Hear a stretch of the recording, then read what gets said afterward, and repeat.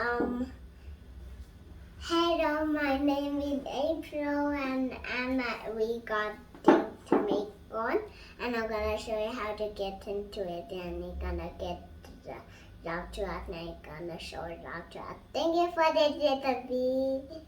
Thank you.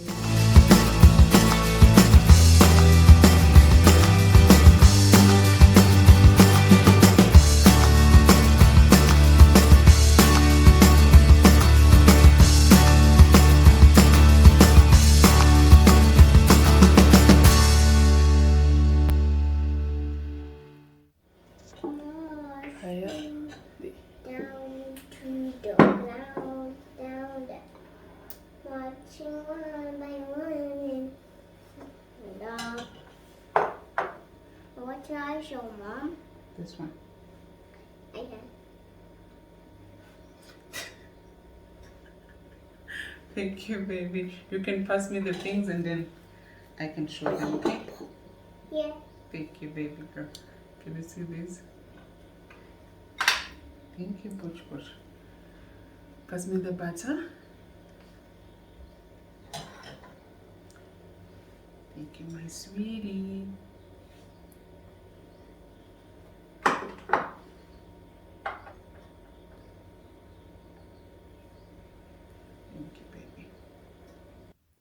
Thank you, baby, for the intro. The funny story with the intro is that I was busy setting up the camera and then she just stood on her little stool and she just started talking. So I thought I'm going to just use this as my intro. So I asked her to say it the same way that she just said it again on the video, and she said yes. So I recorded her and she just started talking and talking and talking, and I thought, okay, this works. So then I got her to do the outro and she just knows it off by heart, so it wasn't much convincing. But anyway, as she said, we were making scones, so now we're just putting the dry ingredients together, and then we're going to put the wet ingredients together as well before we combine everything. She loves scones, so the things that she enjoys making, she enjoys eating, she also wants to make them. So one thing about her is that she was never gonna go hungry. She will always know how to cook for herself. I'm giving her good tools to use for the future. So I absolutely love having the scones with Milo, especially when it's cold. I then just make my Milo hot. But if it's like a warm weather, then I just have it with cold Milo. It is so, I don't know.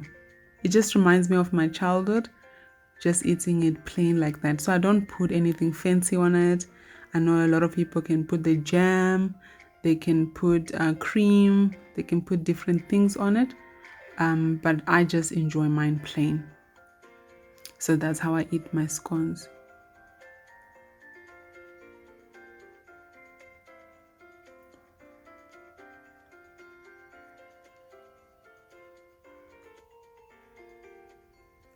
You don't need fancy equipment to do this.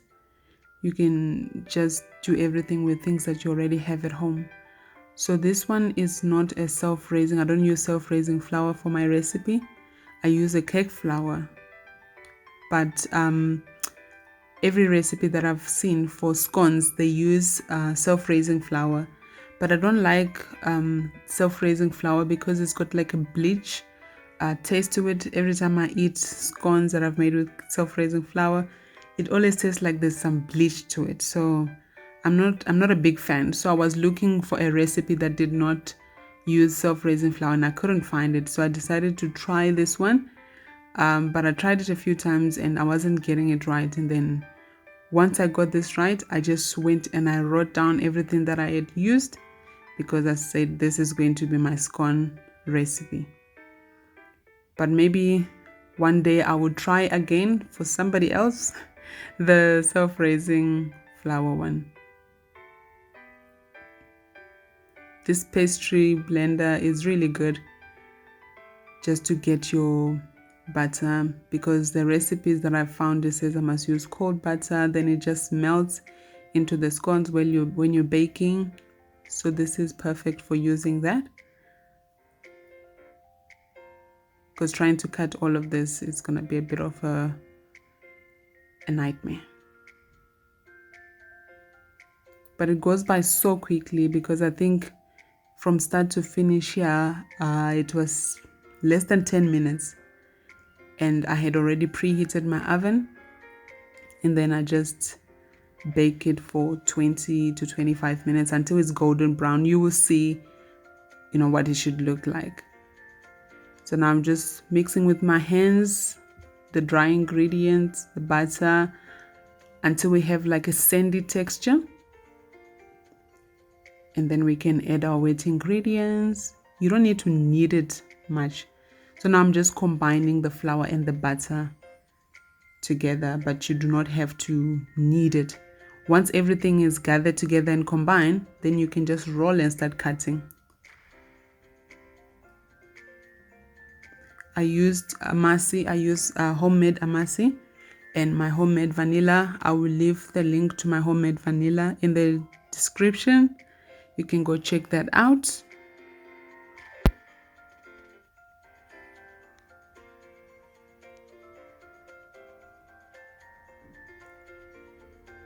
It should look something like this. And then you know that it's ready. And then you're just going to make a well in the middle. You can even pour it on the counter now, but I wanted to pour the wet ingredients in first and just mix it a little bit before I pour it on the counter. And it's better to be using it on the counter like this, because there's more space to gather everything together, because with the bowl you might have some dry ingredients at the bottom.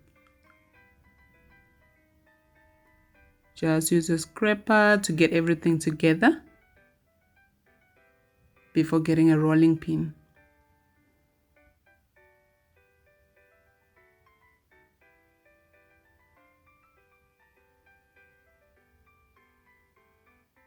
Yeah, you need flour on the counter, on your rolling pin, on your cutter, because it's a very sticky dough. You don't want it to be getting stuck when you're trying to work with it.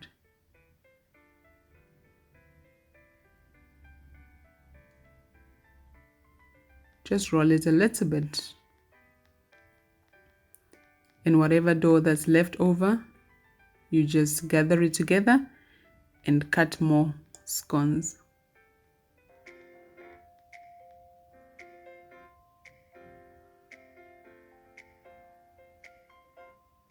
So I keep adding flour on the cutter because it starts getting stuck very, very quickly.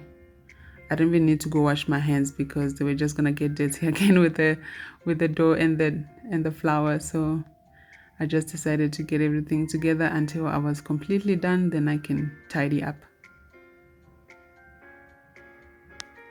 But it's a really, really quick process that you can make for the kids if you don't know what to feed them. This is very, very easy. And you have something to snack on. Now we just get our milk and our brush and just brush the milk on top. You can also use egg, but I really don't like the smell of the egg right on top like this. So I prefer to just put milk on it. So as I mentioned, I use amasi, but you can also use sour cream. You can also use yogurt. It's entirely up to you.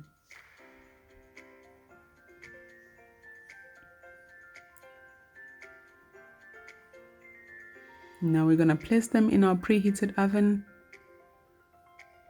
Once they're golden brown, then you can take them out. And also it's important that the scones stay closer together so that they don't dry out and become biscuits. So when they bake, they'll be so close like this. And they are ready. Please don't forget to like the video and give it plenty of love. And we'll see you in the next video. Look at that. Look at the fluffiness inside. So you can cut it and put some butter if you want, anything that you want to eat it with.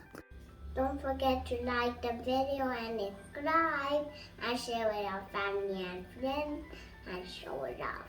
And thank you for this recipe again. Bye.